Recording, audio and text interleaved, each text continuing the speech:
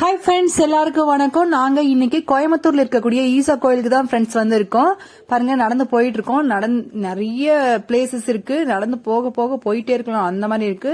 முன்னாடி என்ட்ரன்ஸ்ல நம்ம சிவபெருமான் தியான நிலையில் இருக்காரு. அதுக்கு கீழே ஒரு சின்ன கோவில் இருக்கு. அந்த கோவில்ல நம்ம பார்த்துட்டு தரிசனம் பண்ணிட்டு அதுக்கப்புறம் நடந்து போனா அங்க மாட்டு வண்டியிலலாம் கூட்டிட்டு போறாங்க உள்ளர. அந்த இடத்துல ஒரு போன் அலோ இல்ல, எதுவும் இல்ல, ரொம்பவே சைலண்டா இருக்கு.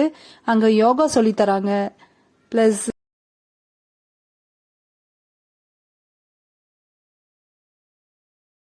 நம்மளோட பிஸி லைஃப்ல நமக்கு டென்ஷன், பிபி எல்லாம் நிறைய இருக்கு.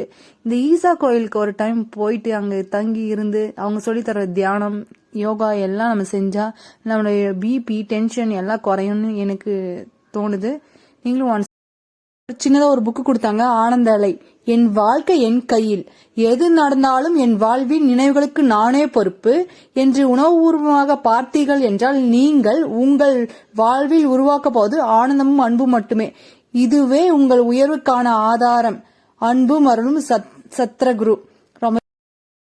இந்த நூலில் சப்தகுரு என்ன சொல்கிறார் என்றால், பலரும் சொர்க்கம் என்பது இறந்த பின் எங்கேயோ செல்லக்கூடிய ஒரு இடம் என்று எண்ணுகிறார்கள். நம் வாழ்க்கையினை நம் கையில் முழுமையாக எடுத்தோம் என்றால் சொர்க்கத்தை இங்கேயே அமைக்கலாம். அதற்கான அடித்தளத்தை சப்தகுரு இங்கே வழங்குகிறார். எந்த பக்கத்தை எடுத்து புரட்டினாலும் அங்கே ஒரு தெளிவு கிடைக்கும். புரிதல் இன்னும் ஆழமாகும். தமிழக மக்கள் அனைவரின் வாழ்விலும் ஒரு துளி ஆன்மீகமாவது சென்றடைய வேண்டும் என்ற சிறிய நோக்கத்தில் சப்தகுருவின் அன்பளிப்பாக இந்த நூல் வழங்கப்படுகிறது. இந்த நூலில் வழங்கப்பட்டுள்ள கருவியை நீங்கள் தினமும் பயன்படுத்துவதும் நீங்கள் அறிந்தவர்களை பயன்படுத்துமாறும் செய்வதும் ஒரு அமைதியான, அன்பான, ஆனந்தமான உலகை உருவாக்க உதவியாக இருக்கும். இங்கே இப்போது இதுவே முக்கிய தேவையாக இருக்கிறது. அற்புத வாழ்விற்கு அடித்தளம் அமைப்போம். வாருங்கள், உங்களில் மலருங்கள்.